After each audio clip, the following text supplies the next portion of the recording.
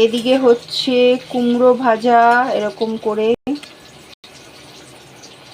করে কেটেছে আর কি, চাক চাক করে। আর এখানে আছে হচ্ছে কারকোল ভাজা, আর এখানেও কটা আছে এই যে।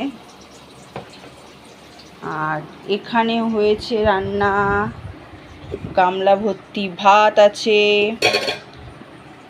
আর আছে হচ্ছে, দাঁড়ান দেখাই, লাল লাল করে পনির আলু দিয়ে ঝোল। দেখাতে গিয়ে ফেলেই দিচ্ছিলাম, হাত পায়ে আমার লক্ষ্মী পুরো। এই যে লাল লাল করে পনির আলুর ঝোল, টকটকে লাল পুরো, দেখতে পাচ্ছেন। আবার ঢেকে রাখি, দেখিয়েই দিলাম ভাত।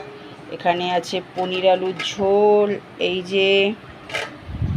আর ওখানে হচ্ছে কারকোল ভাজা,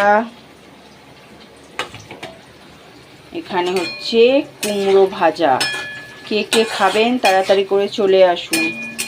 আজকে শনিবারের মেনু নিরামিষ, পনির আলু দিয়ে ঝোল, কুমড়ো ভাজা, কারকোল ভাজা। যে যে খাবেন ফটাফট চলে আসুন। আমার ভালো লাগে কারকোল ভাজা খেতে, প্রচণ্ড ভালো লাগে। আর কুমড়ো বেগুন ভাজাভুজি তো ভালোই লাগে, কার না ভালো লাগে। তাহলে দেখিয়েই দিলাম কি কি রান্না হয়েছে। ঘর মুছছিলাম আমি। এখানে হচ্ছে ভাত আছে, এখানে হচ্ছে পনির আলুর ঝোল আছে, ব্যাস। তাহলে থেকে থেকে বৃষ্টিও হচ্ছে।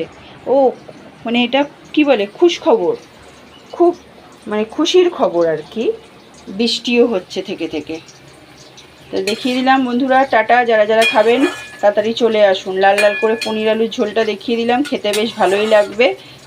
তাহলে তাড়াতাড়ি করে চলে আসুন। তাহলে টাটা, সবাই ভালো থাকবেন, খুব খুব ভালো থাকবেন, টাটা।